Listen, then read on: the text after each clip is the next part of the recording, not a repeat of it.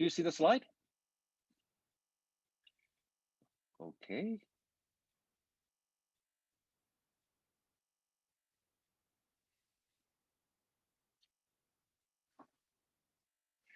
Okay, now it's time, so let us get started. So this is the third lecture of this course on quantum field theory.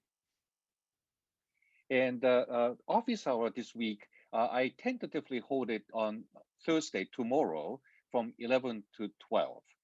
And this is not the regular time because there's still participation in Doodle poll is rather thin. And about half of you haven't actually done this. So I'm waiting for more polls on the Doodle poll. So this is just a tentative schedule. But anyway, so just for this week, I hold the office hour tomorrow. And I set up the Zoom link and put that in a syllabus so that you know where to connect to before the office hour, okay? So what we have done last time is to look at the Lagrangian and Hamiltonian and also the quantization of the harmonic oscillator. And we came up with the Lagrangian written in terms of the annihilation and creation operators. And I had a sign error. Some of you have pointed out, so I fixed it. I hope I fixed it consistently. And that was only in slides, not in the lecture notes, a homework problem. So that shouldn't affect anything you're doing right now. But anyway, so using this annihilation and creation operator, I rewrote the Lagrangian in this form, which is the form I'm actually going to use a lot later on. And there were some questions about total derivatives, which I didn't understand on Piazza. So if you could elaborate on what you would like to understand about total derivatives, let me know. So the idea here is that Lagrangian is always meant to be integrated over time to give you the action of the system. And so the variation of the Lagrangian is what gives you the Euler-Lagrange equation, namely equation of motion. So if you change the Lagrangian by an amount, which is the total time derivative, then the action changes only by the boundary terms, because that's an integral of the total derivative. So the variation principle doesn't affect the equation of motion because what you're varying is the trajectory of the particle in between the two endpoints. So that's why total derivatives don't matter as far as the equation of motion is concerned, and that's why we can actually freely drop them for the purpose of discussion. So when you actually go from the second last line to the last line, you see a piece that looks like A times A dot, and A times A dot is the time derivative of A squared over 2, right? So that's why A times A dot is a total derivative, and I'm dropping it in this last line. The same is true with A dagger times A dagger dot. And also A dagger dot times A is something I rewrite by using integration by parts to the form A dagger A dot instead.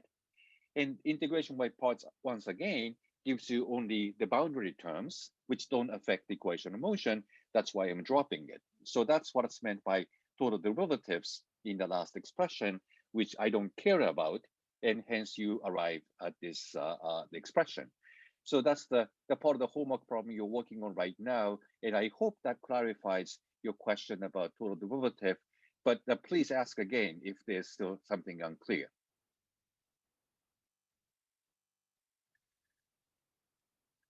Is it okay?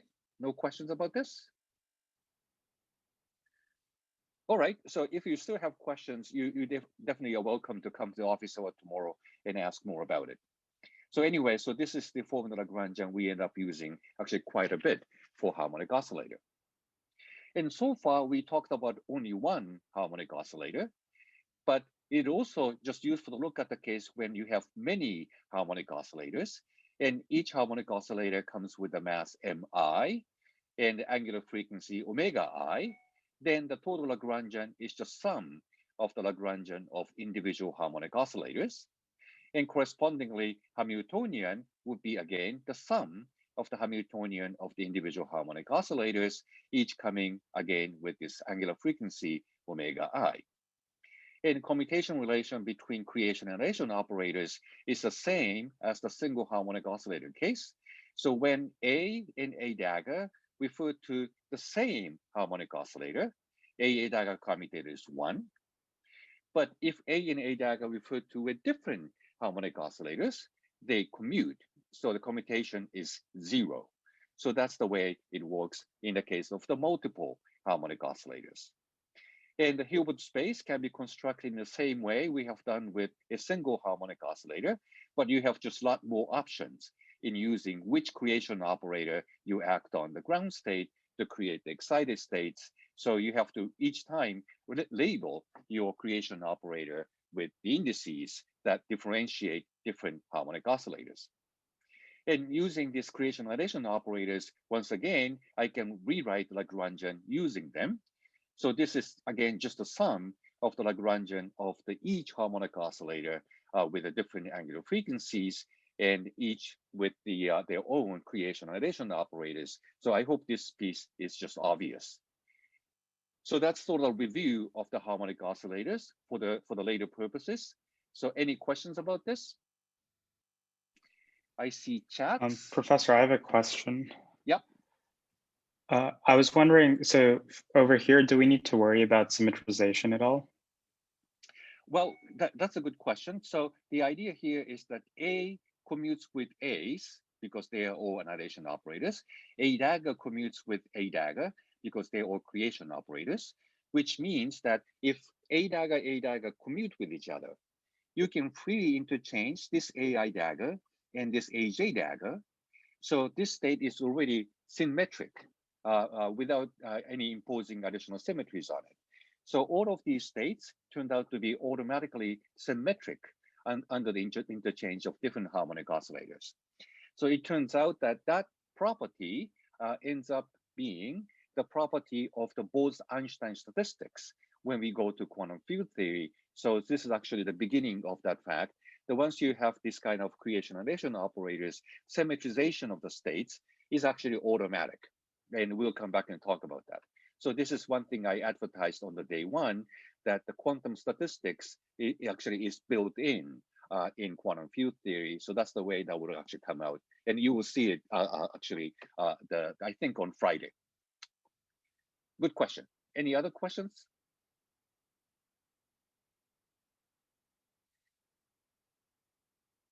Andy, are you trying to speak? No, okay. All right, so I'd like to actually discuss a bit more about the harmonic oscillator, which I think is some of the aspects you haven't seen in quantum mechanics class, namely the coherent states, and some of you might have seen, but anyway. So one thing is about uncertainty principle. And so if you, to simplify all the expressions, and it's cumbersome to keep writing m, omega, and h bar in all of these expressions, let me just take a unit where all of these constants are 1.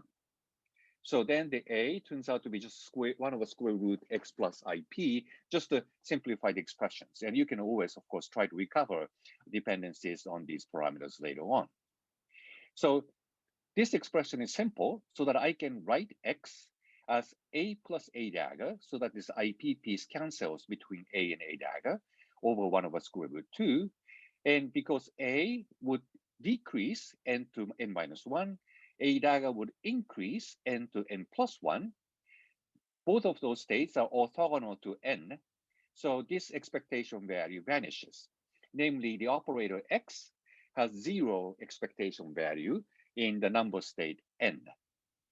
And the same is true with p. So in this case, you'd like to isolate this imaginary part, so that's why you take this combination of A minus A dagger.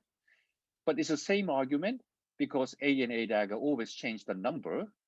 So this state then becomes orthogonal to this state n. So once again, the expectation value of the momentum operator vanishes in the number states. And then you can look at the x squared expectation value. And this is basically the dispersion or uncertainty squared. And you can just use the same trick to write x in terms of A and A dagger. And now you take squared. So 1 over square root 2 gets squared to 1/2. And if you have A piece, n goes to n minus 2, that's orthogonal to n, so you can forget about it. A dagger squared will take n to n plus 2, that's orthogonal to n, so you can forget about it. So the only pieces that would contribute is the cross term between the two. But because A and A dagger operators, I have to be careful about the orderings. So one product is A dagger, another cross term is A dagger A. So here I'm being careful about ordering between A and A dagger. And then I can rewrite A dagger using the commutation relation as A dagger A plus 1. So this is A dagger A plus 1. So A dagger A would add up, canceling this factor 1/2. A dagger A is a number operator, so that would extract the eigenvalue n. And 1 coming from the different ordering here is a half, so that's 1/2. So the expectation value of x squared operator is n plus 1/2. And doing the same way, I can work out the expectation value of the p squared operator, which also turns out to be n plus 1/2. So what that means is that when you compute delta x squared is expectation value of x squared minus expectation value of x, the whole thing squared. And this is 0 anyway, so I don't subtract anything. So the end result is this thing, so n plus 1/2. The same here, this is also n plus 1/2. So delta x squared, delta p squared is n plus 1/2 squared. And if you try to recover h bar, there's a h bar squared next to it. So this is actually kind of counterintuitive. I believe you get told in quantum mechanics class that when a quantum number, in this case n, is large, then quantum mechanics would gradually become classical. And that's what is called the correspondence principle. And when the system approaches classical limit, you would expect the x and p becomes certain, not uncertain, right? Because in classical mechanics, you can specify both x and p. But what we are seeing here is that if you go to larger n, this uncertainty actually becomes bigger, not smaller, which seems against this idea of the correspondence principle. So what that means is that this number state or energy eigenstates don't approach a good classical limit even when n becomes very large. So that sort of goes against what you might have heard about this correspondence principle, but it's a fact which you can verify very quickly. And that's something also you are being asked to work on a homework problem. So the result here is that when n is large, you're looking at the energy eigenstate with large n, then uncertainty of that state is large, namely that you know less about the position and the momentum of that state. So the question then is that what is the kind of state that would really approach the classical limit when the quantum number is large and the energy eigenstate is clearly not that. So we look for something else, and that energy uncertainty and that the state which does have the good classical limit turns out to be something called the coherent state. So that's actually not the eigenstate of energy, but eigenstate of, this is a strange thing, eigenstate of annihilation operator. So that's something that I will show on the next slide. But any questions about this slide, about uncertainty of the number eigenstate? Professor, maybe Yes. it's a little obvious, but I'm not seeing how you're making that substitution of x in like your first line. This one? Mm-hmm. Like where is that? I know that's coming from the ladder operators. Right. But I'm failing to remember how.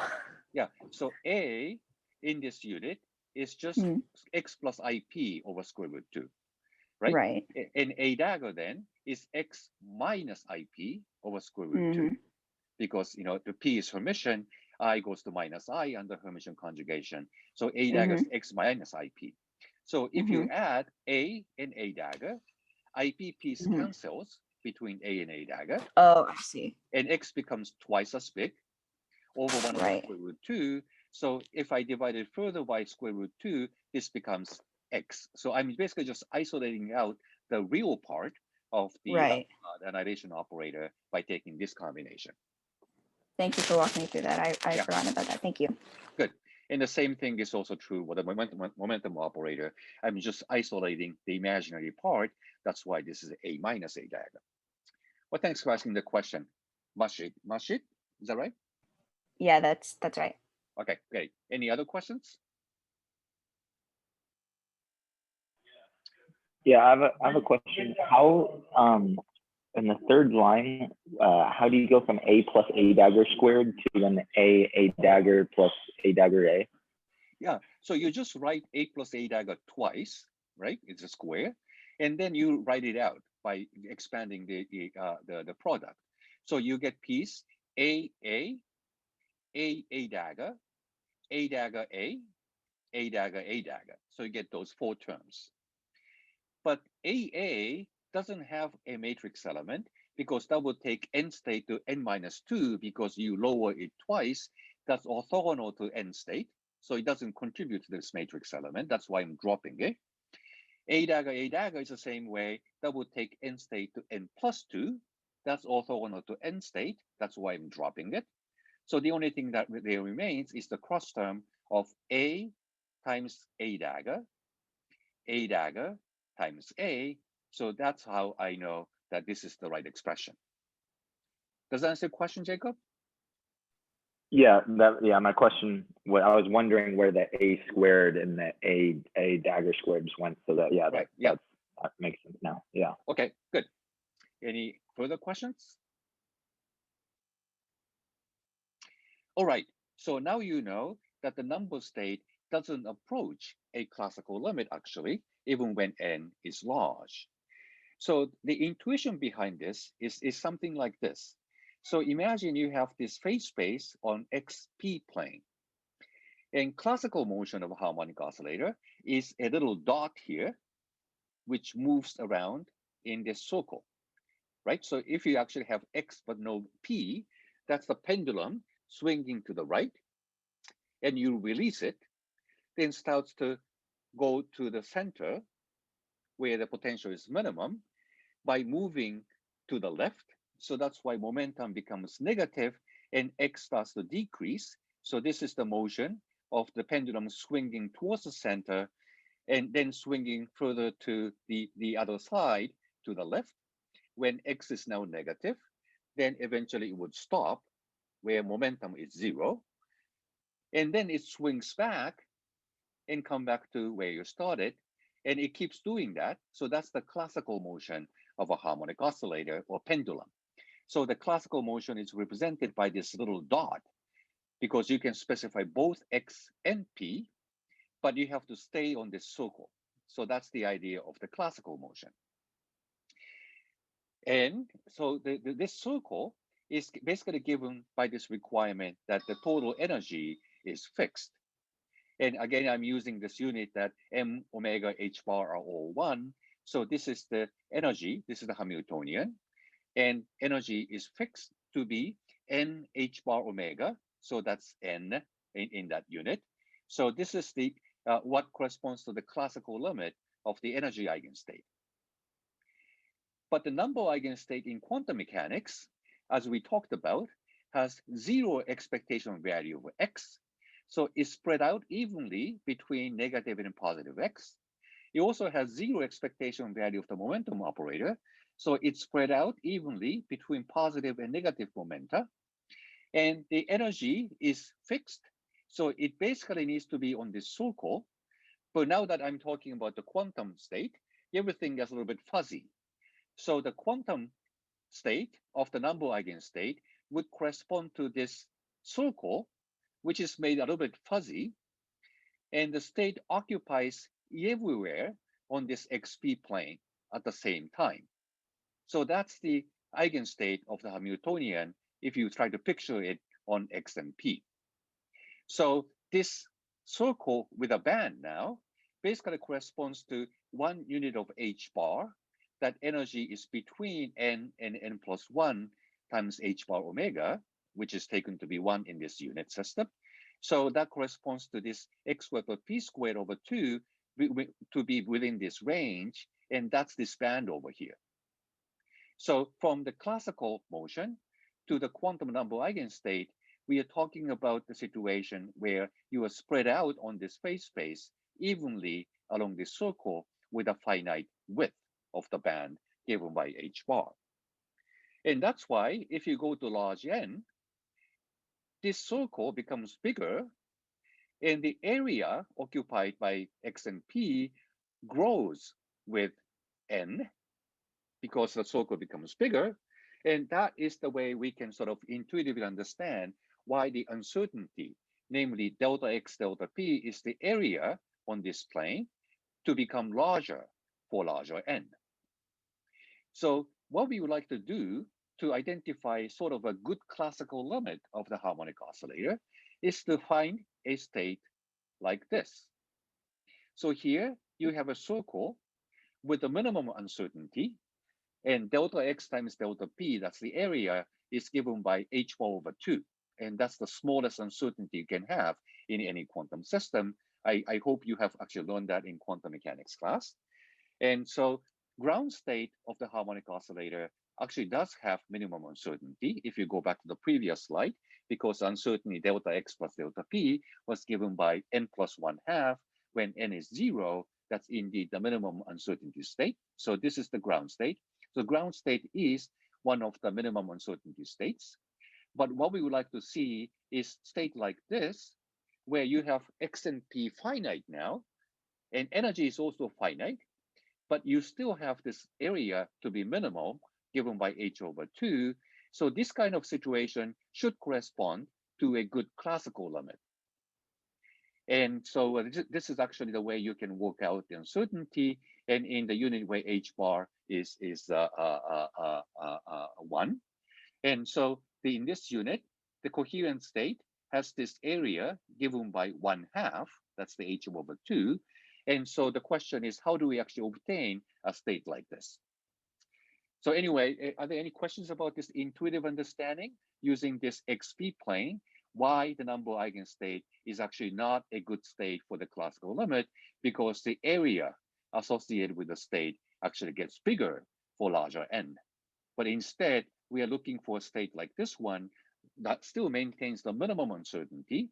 And if you can find a state like this, compared to the size of the radius, which is the overall energy, then this minimum area of h/2 becomes more and more negligible as you go to a bigger and bigger radius, namely to higher energies. And this is the way you can see a classical limit can be obtained, namely that quantum uncertainty delta X times delta P becomes negligible in the state with large energy. So that's the state we will be looking for in the next slide. Okay. So how did you get the bounds n and n plus 1? This one? Yeah. Yeah. So in a classical motion, so maybe I should have actually put 1/2 here. So to make the correspondence to the quantum Hamiltonian, 1/2x plus p squared is the Hamiltonian. If you recover m here and m omega 1/2m here, m omega squared here. And the Hamiltonian eigenvalue, as you know, is n plus 1/2 times h bar omega. So maybe I should have written this as n plus 1/2 instead. And the idea of the quantum physics is that everything becomes fuzzy, and the minimum fuzziness is given by h bar. So the idea of the number eigenstate then is given by this Hamiltonian centered around n plus 1/2, but has sort of the range from n to n plus 1 in the unit of h bar, and that's given by the circle with a finite width. So this is the way you can sort of picture why this area on XP plane, that's uncertainty, becomes bigger as you go to larger radius, namely large n. So that's the idea I wanted to demonstrate using this little cartoon here. Does that answer your question? Yeah, it makes sense if the classical one is n plus 1/2. Okay, good. Thank you for the question, Chirag. Okay, so now we look for this special state where you can retain this minimum uncertainty even when you go out to larger radii. And that turns out to be, this is the weird idea, you're looking for the eigenstate of annihilation operator. And this is something you may not have seen in quantum mechanics class. Whenever we talk about eigenstates, you are most of the time looking for the eigenstates of a physical observable, like position operator, or Hamiltonian, or momentum. And physical observable is always represented by a Hermitian operator. And you are looking for then the eigenvalue problem of a Hermitian operator. And due to the nature of being Hermitian, eigenvalues are always real. And that's the idea you are familiar with for many examples in quantum mechanics. And as you know, the annihilation operator is not Hermitian because A and A dagger, creation operator, are different operators. So we are looking for the eigenvalue problem of non-Hermitian operator, which is probably a new idea. And given that the operator is not Hermitian, its eigenvalue doesn't have to be real. So the eigenvalue F here, in general, is a complex number. So what we are looking for is the eigenstate of an annihilation operator with an eigenvalue F, which is the general complex number. And that may be a sort of bizarre idea, but we can actually see such an eigenstate does exist. But the reason I'm looking for something like this is that if A has a definite complex value, being complex, it has both real part and imaginary part. And real part would correspond to X operator. Imaginary part would correspond to the momentum operator. So this eigenvalue F specifies both X and P in some way. And that's the kind of situation you want to approach a classical limit where you know both X and P. So that's why looking for the eigenvalue, eigenstate of the annihilation operator is the way we would like to go from this intuitive picture where you can specify both X and P. And you can see that this state, this eigenstate of an annihilation operator called the coherent state, has the expectation values both for X and P. Indeed, expectation value of the X operator, so this is the same trick I used on a previous slide, and A acting on this ket pulls out the eigenvalue F. A dagger acting on this bra would extract the eigenvalue F star, because that's just the Hermitian conjugate of this A acting on F. That's A dagger acting on F bra, so that's F star. So this is the way you get the real part of F indeed, which justifies our intuition that this corresponds to the value of X in some way. And expectation value of the momentum operator, again, using the same trick on the previous slide. A acting on F is F eigenvalue. A dagger acting on F bra is F star eigenvalue. So this is, again, imaginary part of this complex number F, which indeed corresponds to P in this annihilation operator. So this is the way you see that I am specifying X and P at the same time using this coherent state. So the question then is that, is this really the right way to look at it in a classical limit? And for this purpose, you actually have to start constructing the state and really compute what this state actually is. So here, I just wrote it once again, that F complex number is indeed given in terms of the expectation value of X. So this is a shorthand notation of this expectation value of X in this coherent state. And this is the expectation value of P. And knowing these expectation values, you know what this complex number F is. So this sort of justifies the intuition we had from the definition of the annihilation operator.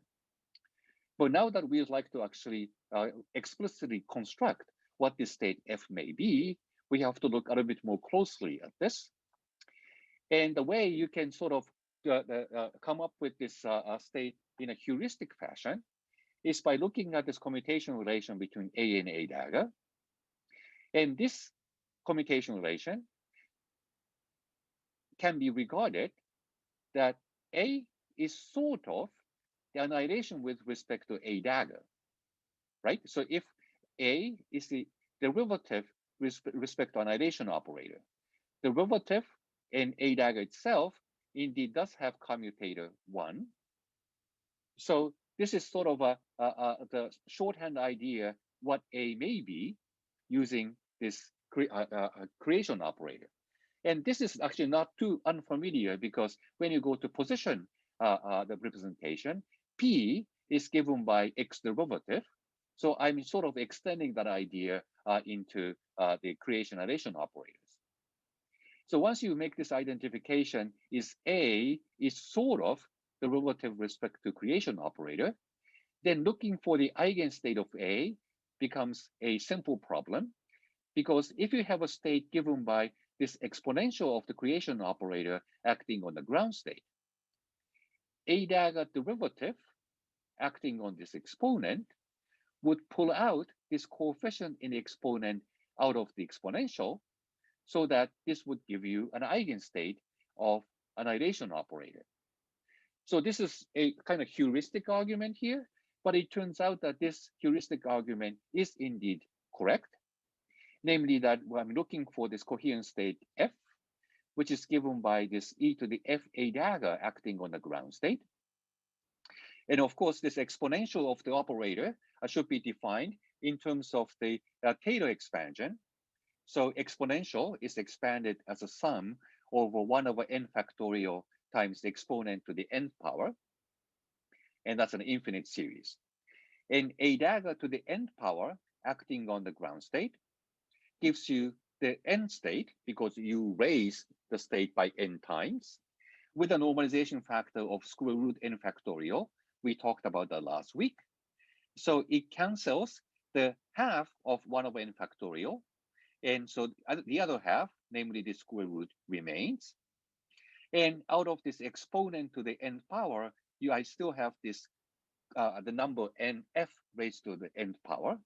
So this is the way you can understand this exponential of the operator using the energy eigenstates, and you sum over them. And it turns out that this state is not properly normalized, and you are being asked in the homework problem to compute the norm of the state given by this exponential acting on the ground state.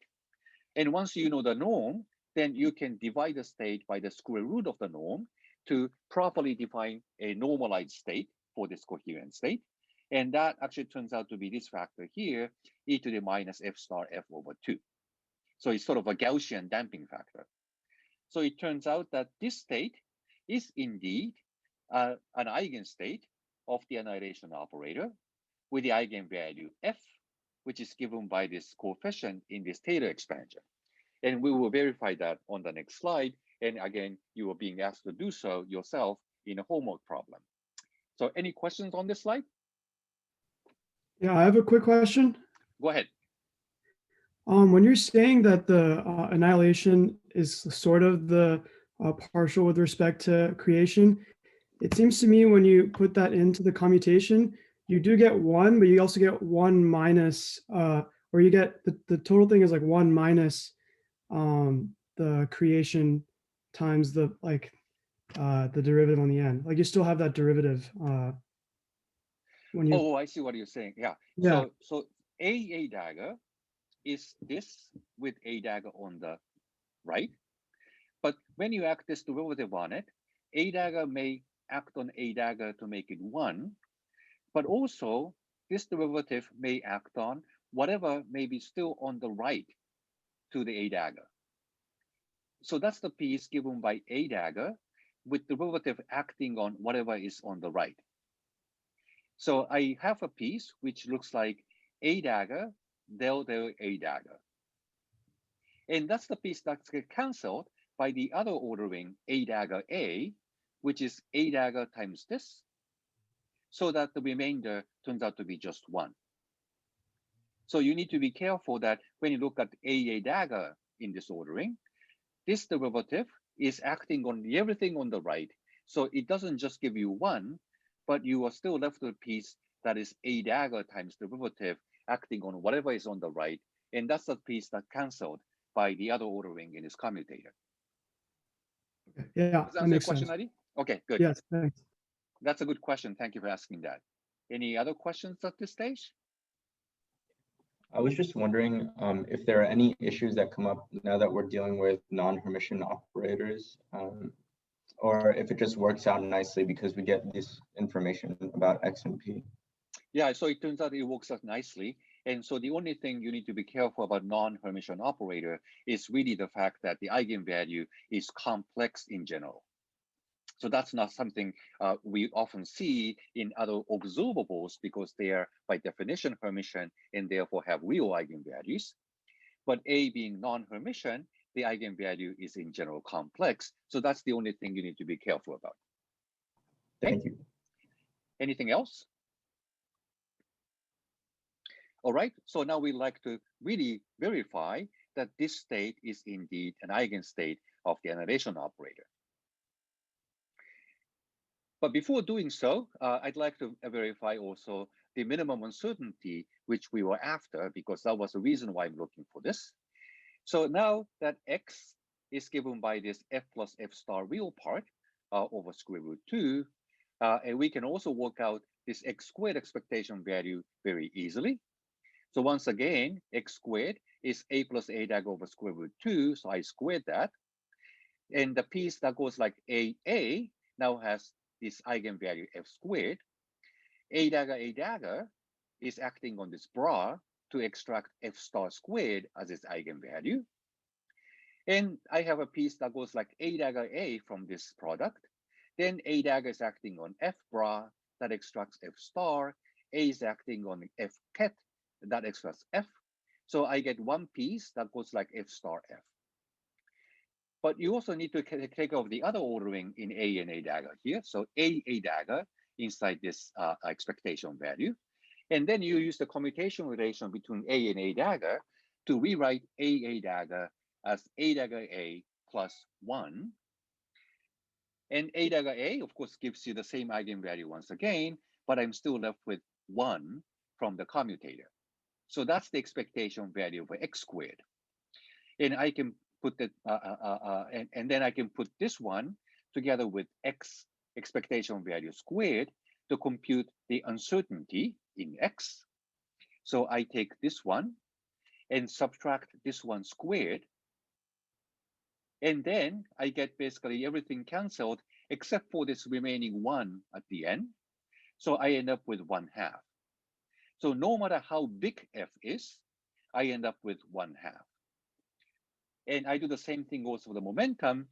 And then I, again, define this uncertainty in P as the expectation value of P squared minus the expectation value of P, the whole thing squared. And once again, the only piece that remains turns out to be this 1. So I get 1/2. Then delta X delta P is indeed 1/2. So that's the minimum uncertainty. So what you see in this the cartoon, that I'm now looking for this circle with the minimum size is indeed the case because F has a real part that gives you X, F has the imaginary part that gives you P, and the area is minimum h4/2. So this is what we have been looking for indeed. So if you go to large energy using this minimum uncertainty state, which is the coherent state, eventually the area of this circle becomes negligible compared to the size of the circle, and that's a situation that resembles the classical limit. So here we're verifying that the coherent state indeed seems to be the right thing to look at. Okay, any questions about this calculation here? Again, you are being asked to repeat this. Yeah, go ahead.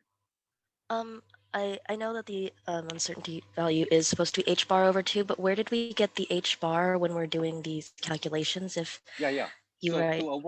to avoid the clutter, I use the unit system where mass, angular frequency omega, and h bar are all 1. So that's the way I actually simplify these expressions to avoid the clutter. And if I recover h bar at the end of the day, then that just multiplies this that 1/2 in the end. So if I had retained all the dependencies in m, omega, and h bar throughout this calculation, this is the result that comes out right away. But it's just cumbersome, so that's why I didn't do it. Okay. Understand. Thank you for the question, Andy. Any other questions?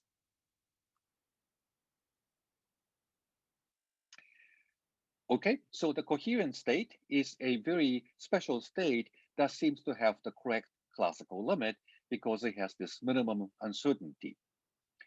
And one can also work out how this coherent state evolves in time. And time evolution, as we talked about last week, is given by this unitary operator with the Hamiltonian in the exponent, right? So I just act this time evolution operator on the coherent state. So here we go. Time evolution operator is acting on each of the n states in this Taylor expansion. But each n state is an eigenstate of the Hamiltonian, so I can substitute the eigenvalue of the Hamiltonian for the n state into the exponent. And here I need to play a little trick. So the piece n here in the exponent can be rewritten as e to the minus I omega t to the nth power, right? Because e to the minus I h bar omega n t over h bar cancels. So that's e to the minus I omega n t. And that's the same thing as e to the minus I omega t raised to nth power. So that I can combine this phase factor together with this eigenvalue f as something raised to n power together. So that's a little trick I used here. And I have to separate out the other piece, that is 1/2, to the right. So I have this e to the minus I omega t over 2 as an overall phase factor. But the main point here is that if I look at this expression now, apart from this last factor of e to the minus omega t over 2, this piece here is once again a coherent state compared to this expression up here, except that the eigenvalue f is now replaced by f times e to the minus I omega t. So this is what it's meant by this expression. So this time evolved state of the coherent state is yet another coherent state, but the eigenvalue of the annihilation operator now changes its phase by e to the minus I omega t. And there's an additional overall phase factor, e to the minus I omega t over 2. But of course, for all practical purposes, overall phase factor of a state doesn't change any probabilities because you always take absolute squared. So the main effect of time evolution is that eigenvalue f turns into f times e to the minus I omega t. And remembering that f is given by x and p expectation values, that's this circle here. What we learned is that time evolution would take the value of f to another complex number with the same size but a different phase, e to the minus I omega t, which means that it moves along the circle. So f changes only its the phase, so absolute value of this f remains constant. So it stays on the same circle with the same radius. And the phase of complex number is really the polar angle on the complex plane of x plus ip. So this blob of the coherent state keeps moving along the circle. Now you see that that's exactly what we want for the classical limit. So as I mentioned earlier, classical motion corresponds to a dot on this circle with a zero area because you can specify both x and p simultaneously precisely. Once you go to quantum mechanics, you cannot do that anymore. There's a minimum uncertainty. That's this area of the circle. But just like in classical mechanics where a dot moved around this circle, now this blob moves around this circle in the same way as the classical pendulum would do. And if you go to large amplitude, namely if you swing the pendulum with a very big dislocation initially, then you have this circle with a large radius, and this little blob keeps moving along this circle. So pendulum really does swing. But compared to the size of the swing, this area becomes negligible, and that's the classical pendulum. So what are you seeing here is that coherent state we thought would be a good candidate for the classical limit because it looks like you are specifying both x and p as an eigenvalue of the annihilation operator. But now you're confirming that indeed coherent state does mimic the motion of the classical pendulum on this XP complex plane by letting this minimum uncertainty blob move along the circle with a constant angular velocity omega. And that's exactly the classical idea of the motion of the pendulum.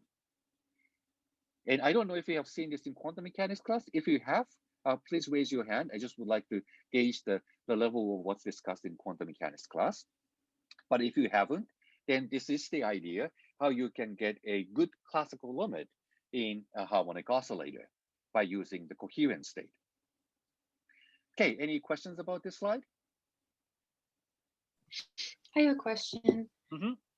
And this also relates to the slide you had previously where you had the 3 different cases, like the 3 different candidates of treating the classical limit.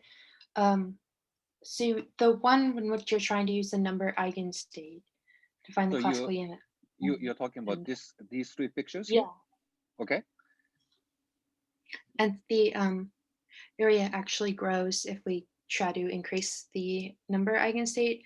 That's right. So that area is just like the probability that the particle can be in, and that's the area that's increasing. And then Go ahead. on the far right, you're saying that we can, if we increase the radius of the circle, it then for some reason the what do you call it? My mind is blanking. But Minimum for some reason, uncertainty? thank you. Yes, the minimum uncertainty then goes down. But what was the area of the blob you were talking about? The thing that's actually moving around the circle. Yes. So this area is basically the variation in x times variation in p. That's delta x times delta p, right? So the area of the circle is what corresponds to quantum uncertainty delta x times delta p. And Heisenberg taught us that has to be h/2 at minimum. You cannot make a state smaller than that. Okay. Does that answer your question? That makes sense. It's like now we're treating the particle itself as an actual mass with a certain area instead of some sort of fixed location with a certain area. Right. So x and p, of course, is still a little fuzzy because this is quantum mechanics. But if you actually go to very large swing of the pendulum, compared to the size of the swing, uncertainty becomes negligible. And that's the classical limit. Okay. Does that make sense? Yeah. Okay, good. Great, thank you. Any further questions? Going back to that slide. So this is also achieved by just changing the Hamiltonian by like introducing an initial kick to the potential, right? Initial potential. Can you say that again? I didn't get it. Yeah. So in the notes, it said something about how like these coherent states also arise from when you solve for the eigenstates when you add an additional term to the potential that's yes, like that's right. Pulling it slightly. What's the like physical intuition that's what's required to achieve this classical limit? Is there? Yeah. So because the classical limit is really sort of swinging pendulum, in order to mimic that, you have to pull the pendulum, displace it, and then let it go. That's the idea that pendulum swings, right? So it doesn't start to swing automatically on its own. You have to displace it and release it. So pulling and let it go is something you can also do in quantum mechanics by adding a piece that corresponds to pulling to the Hamiltonian. And you try to keep it steady after pulling, which is the same thing as looking for the ground state together with this pulling force added to the Hamiltonian. And then you can define the initial state as the ground state of the Hamiltonian together with this pulling force.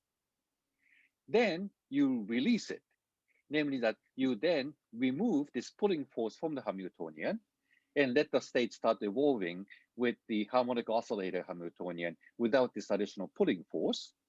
And then you can work out the time evolution of that. which turns out to be exactly the coherent state. So that's another way you can sort of justify why this is the state you're looking for.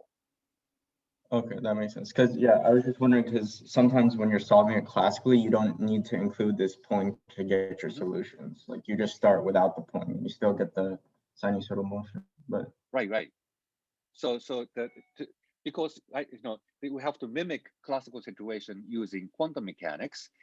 The way I can do it is that without assuming that's the initial condition, I actually create the initial condition by putting this pull in the Hamiltonian and holding steady there, which is the same thing as looking for the ground state with this Hamiltonian with the pulling force together, and then let it go. That is that you switch over to the original Hamiltonian, and then that actually gives you the coherent state, and which does swing as we just talked about in this XB plane.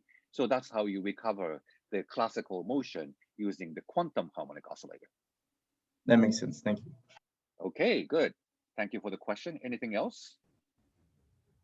If I don't know if this makes sense to talk about since this isn't Hermitian, but if we take like a superposition of a bunch of these coherent states all around the ring and add them up, wouldn't that be similar to the eigenstate or to the number eigenstate we found?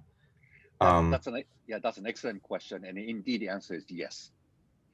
So what you do is to multiply f star to, let's say, m on the coherent state, and sum over m. And if you do that, then the piece which has different power in f and f star has a phase in it.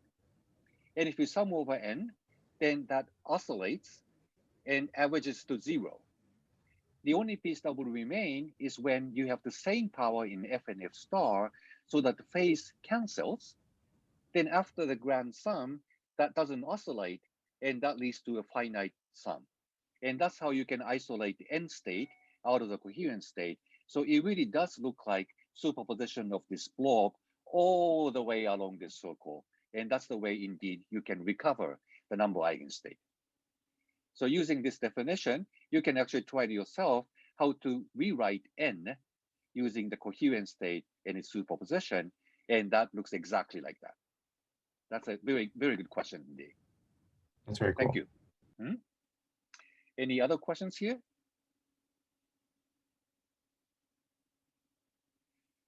All right. And this is actually the demonstration that coherent state indeed does mimic classical pendulum.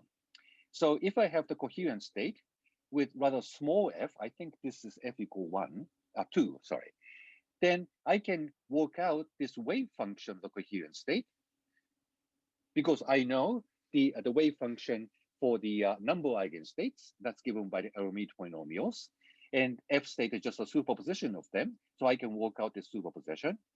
And it turns out that that's actually the same function of the ground state, just displaced from the minimum. And you can actually see this in the lecture notes. So this wave function squared, namely probability density in X space, is given by this Gaussian, but displaced from the origin. And then I can let the state evolve in time according to time evolution we talked about on previous slide. And this is what it does. So this is really a swinging motion. But when f is as small as 2, then the width of this wave function is sort of comparable to the size of the motion. So this is very fuzzy. But if you go to much larger f, like 10, then you can see that the width of the wave function becomes negligible compared to the size of the swing itself. And then this is not that fuzzy anymore. And if you go to 100, that becomes even sharper, and so on and so forth. So this is how you can really see that the coherent state is really a classical limit when f is large. So here you're seeing the case of f equal 100, and the size of the spread of the wave function is very difficult to see now. And that really starts looking like a classical pendulum. So indeed, the coherent state you can really see in action here by looking for the time evolution of the probability density in X space. And then when F is large, that's the correspondence principle. It really approaches the classical mechanics because you can specify X at any given moment rather sharply. And you can, of course, do the same thing with the wave function in momentum space. It looks exactly the same. So that's how you can really verify that the coherent state is indeed a good classical limit of the quantum harmonic oscillator. Isn't this cool? So any questions about this? Oh yeah, I have a quick question. Go ahead. Can you go back to the previous slide for 1 second? Mm-hmm. So it makes sense to me how F, a higher F corresponds to like a larger swing based on the last equation, F equals 1 over root 2 with expectation values. But when you increase F, how does that correspond to getting higher energy in that big sum? When you're like summing from n to infinity of F times e to the I negative that equation, because when you increase F, you have to have more, the superposition has to include higher energy eigenstates, right, to correspond to the larger swing. But it seems to me when you increase F in that sum, I don't understand how you draw more of the higher energy states. Yeah, so what you can do then is to ask the question, what is the probability of this coherent state to be in a particular energy eigenstate n? And as you know, the way you can work this out is first take the inner product of the coherent state with the number eigenstate n and take absolute squared, and that gives you the probability, right? So if you do that, you take inner product of this times n. So I isolate n piece out of this big sum, which is f to the n over square root of n factorial times this exponential factor. And you take absolute square of this, then you find f absolute squared to the n power over n factorial times e to the minus absolute f squared. And that's the Poisson distribution. And in this Poisson distribution, the expectation value of n is given by f star f. Okay. So it's if gonna you work actually out, plot, if you plot it as a function of n, then you have a peak which corresponds to the expectation value of n. And this peak would go to larger value when f star f is large. So that's why large f as an eigenvalue of an annihilation operator corresponds to large energy and therefore larger swing of the pendulum. Okay, thank you. Awesome. Okay. Any further questions?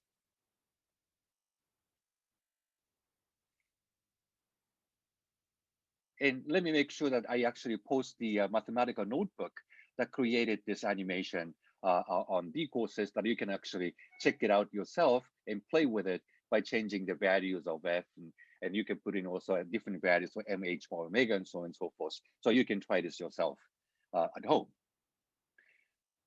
Okay, yet another notion here. So we know there's something called number operator, which is a dagger a. Now that we have this intuitive picture, you can immediately see that a dagger a corresponds to the radius of the circle squared. And in terms of n, then this blob can be understood as the radius with a particular phase, namely that I can switch from this Cartesian coordinates of x and p to the polar coordinates of radius and the phase. So for this purpose, because a is what corresponds to x plus ip, I like to write a as the radius squared, square root, the radius times the phase. And I do the same thing for a dagger. And you can see that this is a little bit ill-defined thing. So I'm being a little sloppy because the square root of n is 0 when n is 0. Then the phase is ill-defined. So this operator, theta is not an operator, is ill-defined when n vanishes. So there's some subtlety about that. But if you leave that subtlety aside, especially when you're talking about this large radius and classical limit, the n is large, so you can sort of brush off that problem of the subtle ill-defined nature of this phase operator. So if I actually write A and A dagger this way, then and I can rewrite this commutation relation between A and an annihilation operator we talked about last week, and I'll substitute this expression of A into this commutator. And obviously, square root n commutes with n, so I can take square root of n out of the commutator and then cancel that out. Then you find n e to the I theta is minus e to the I theta. So what that means is that I can sort of think of n as a theta derivative, because theta derivative would hit the exponent, pull out I, and that gives you this this commutation relation. So what that means is that n and theta has a commutator I.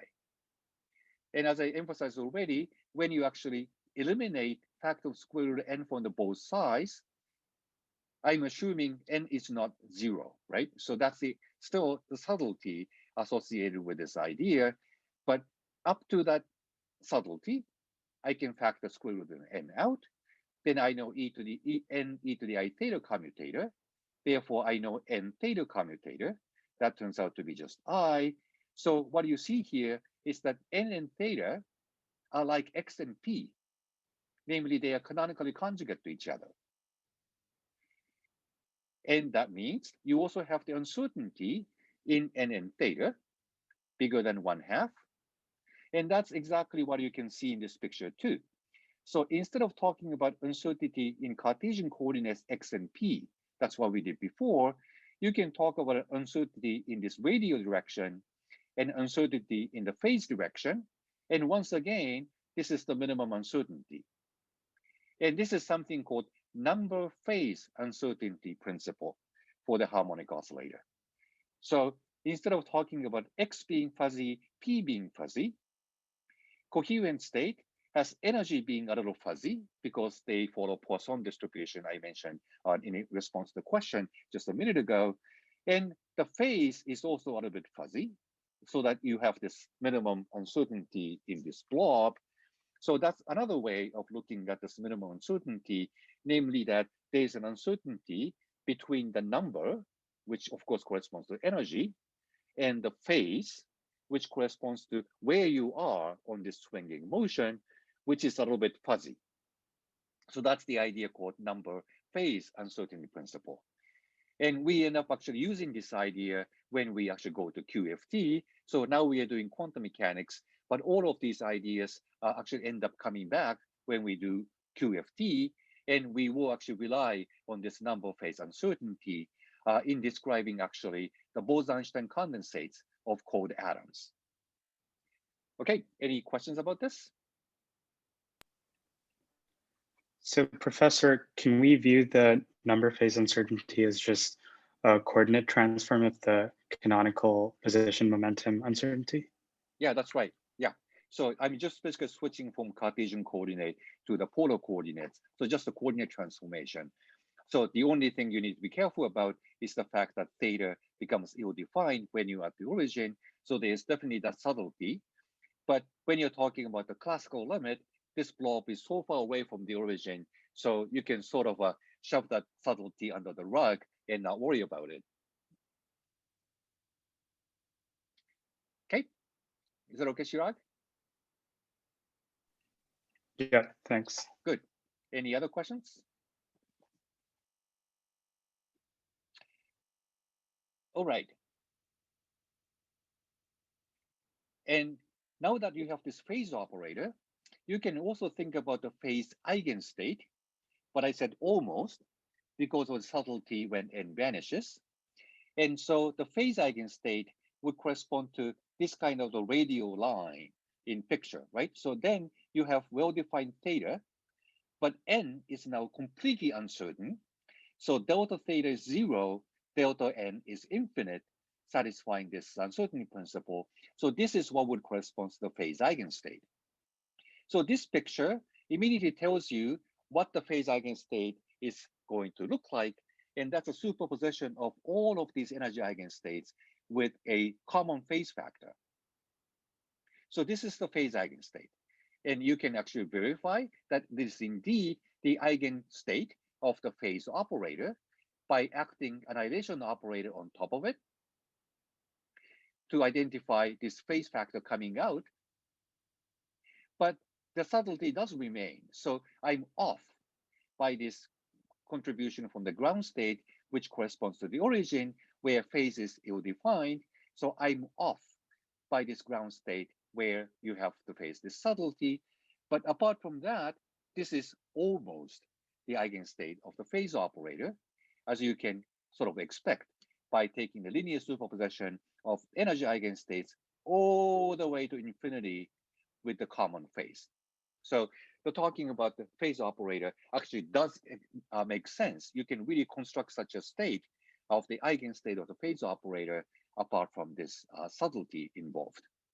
And so this slide is actually not that important, but this is just a demonstration that once you define the number and the phase, we know number operator has eigenstates. That's the number of states or energy eigenstates. In the same way, you also have the eigenstates of the phase operator, which you can construct explicitly this way. And so this is just a demonstration that there's no ambiguity in what's going on. And you can talk about this number and phase modulo this subtlety, which has to do with the zero of the number. Okay. Any questions about this?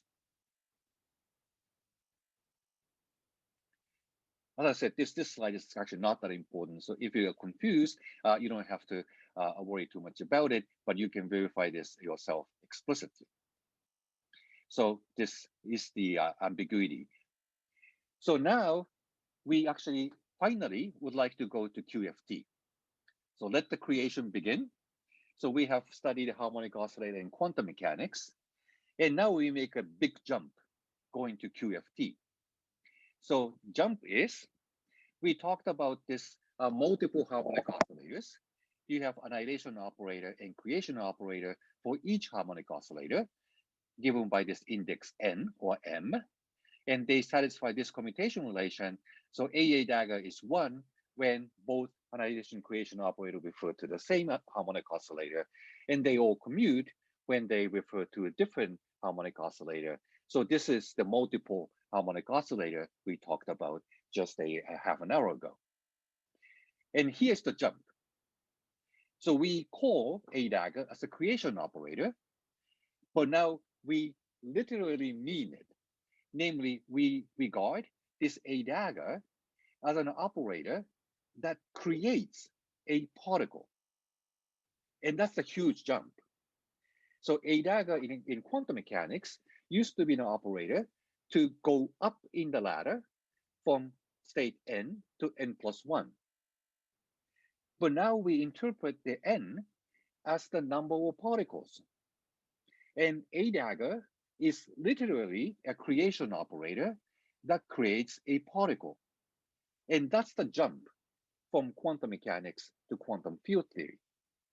So in quantum mechanics, creation operator does not change the number of particles. You still have a single particle, you just go to a notch higher energy. And that's what the creation operator does in harmonic oscillator. But now we like to use A dagger as an operator that creates a particle, and annihilation operator A as an operator that annihilates or removes a particle. So that's the jump we make from quantum mechanics to quantum field theory.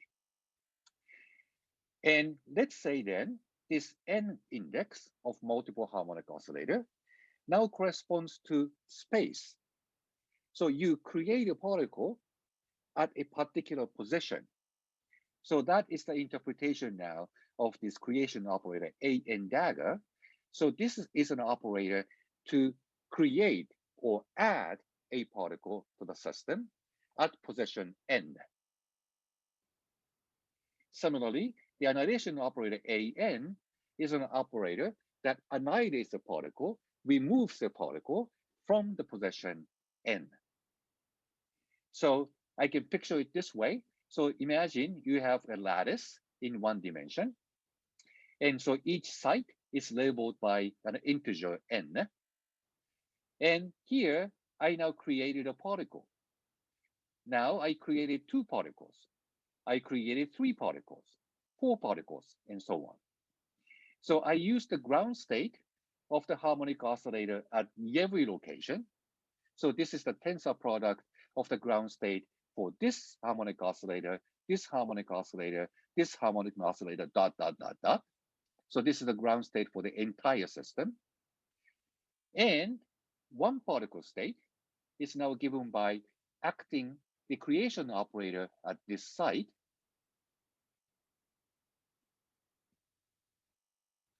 So this site is a 6th one. So I use A6 operator as a creation operator, acting on the ground state to give you one particle at position 6. And here I forgot to mention that definition of the ground state is of course a state that is annihilated by the annihilation operator. In this case, it needs to be annihilated by annihilation operator at every site. So satisfying this requirement for all n is the definition of the ground state, which we call the vacuum state. It's called vacuum because there's no particles, hence the vacuum.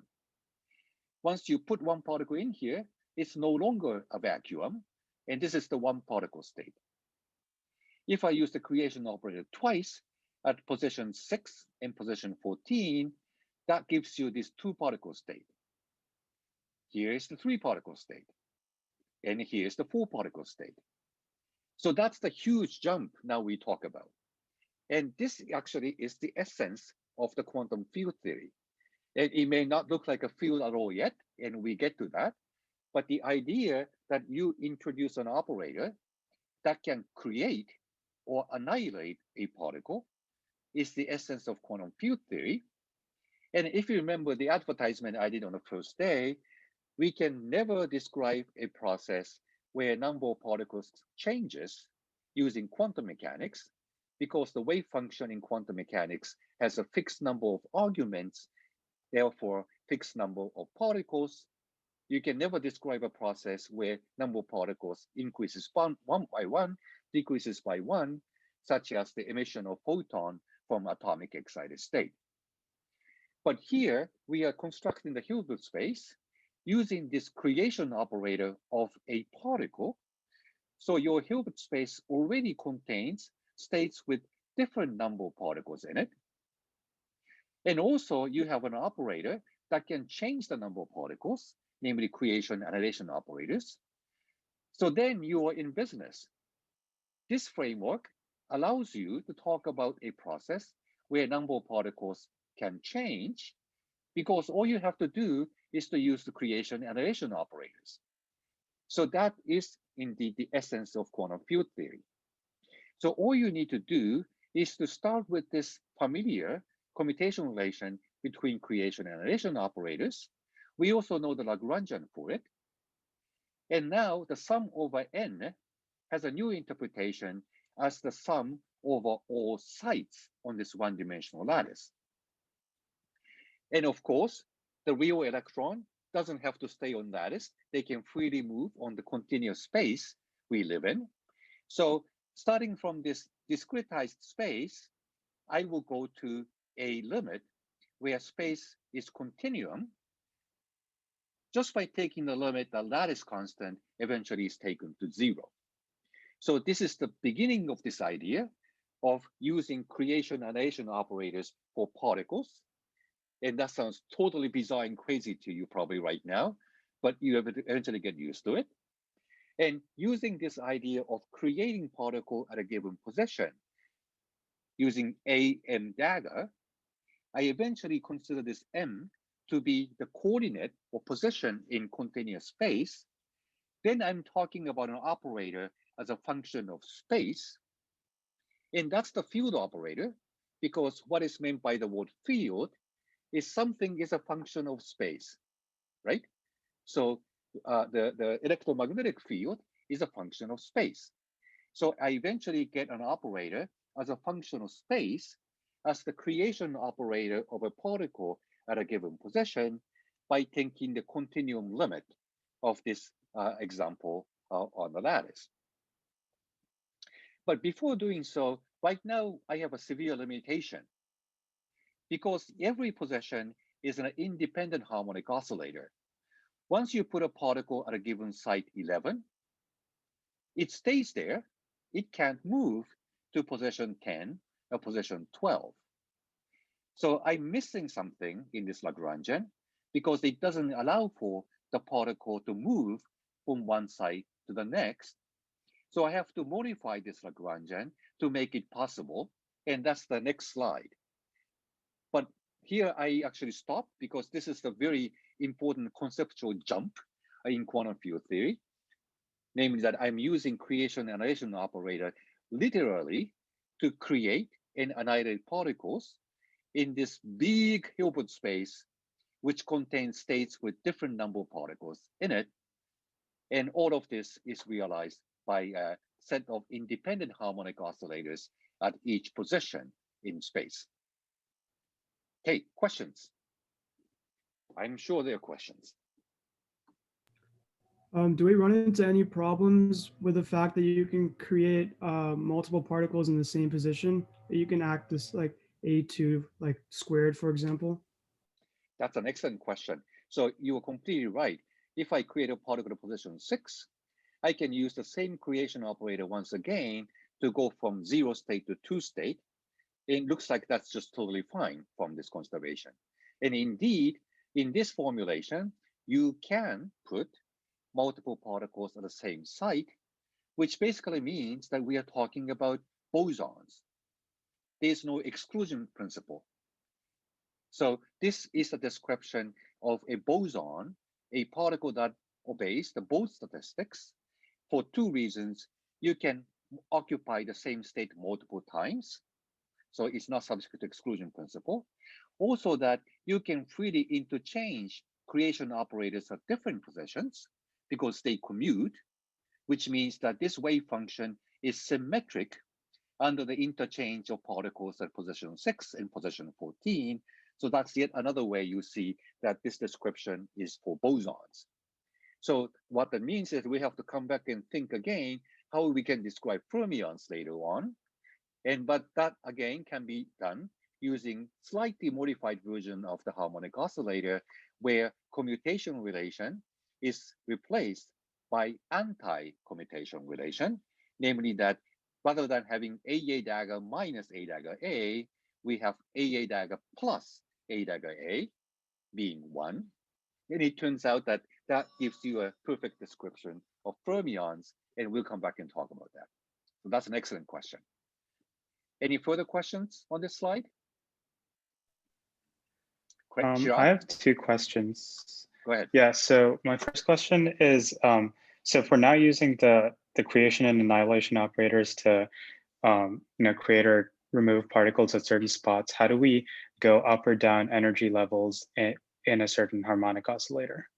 Yeah, so that's also an excellent question.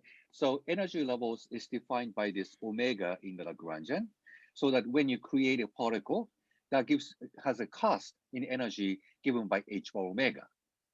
So that's what you see right now. And that doesn't match our intuition yet of creating a particle, but it turns out that that actually is something that makes sense when you first go to relativity, because creating a particle costs you energy given by mc squared. So there is a cost in energy to create a particle. In a non-relativistic system, you can pretend that the rest energy doesn't exist, but you can still let the particle move. And so that will be next slide, which would be this Friday. But when the particle starts to move, you can create a state with zero kinetic energy, because I have removed now the rest energy. Then you see how you can actually describe this using the Lagrangian as well. So once we get there, then you have a much better understanding of the energy levels with the correct interpretation given by the kinetic energy of the particle moving on this lattice. So that comes up on Friday, so please wait for that one. And what is the other question? You said you had two. Oh, yeah, my other question was, since each harmonic oscillator still has a probability distribution over all space, why is it true that the particles can't move in this model? So the harmonic oscillator is totally independent from one position to another. So once you have this state A6 dagger, and it defines the Hamiltonian given by just the energy of h bar omega here. So this is already the energy eigenstate. And energy eigenstate is a stationary state, so it doesn't change over time. So when you put particle at position 6, it stays as a state with particle in position 6. It doesn't change to a state with particle in position 7 or 11, so it doesn't move with this Lagrangian or Hamiltonian. So that's something we have to fix on Friday. Okay, so I think it's time. So let me stop here, but I can stay on if you have any further questions. Thank you. Okay, no further questions? I have a question. Oh, go ahead. Is there a motivation for using the harmonic oscillator to represent a site beyond just the that it forms a ladder, like in the number eigenstates? Like, is there a meaning to the position or momentum or phase bases in this? So I would say the harmonic oscillator is what we use because it's easy. We're familiar with it, actually. In principle, you may have used something else, but it turns out that this is indeed the right formulation in the end, because I end up proving that formulating quantum mechanics by using this creation operator turns out to be completely equivalent to the multi-particle quantum mechanics you already know about. So it turns out that picking harmonic oscillator is sort of the first guess, but first guess turns out to be the right guess. And that's something you will see explicitly later on. So what you are seeing is basically building QFT from scratch. And that's why I rely on all these heuristic arguments to come up with the QFT to try to sort of bring down the hurdle of the conceptual problems. But eventually you see the full Lagrangian of the field theory, full Hamiltonian of field theory, you quantize it, and out comes this creation-relation operators. So it turns out to be something that would be derived from the fundamental Lagrangian at the end of the day. So here we're trying to build that up instead. So bottom-up approach versus top-down approach. Thank you, Professor. Okay. Thank you. No further questions? Thank you. All right. I see you on Friday, and maybe also tomorrow at the office hour, 11 to 12. Thanks, Thank Professor. you. Bye. Thank you.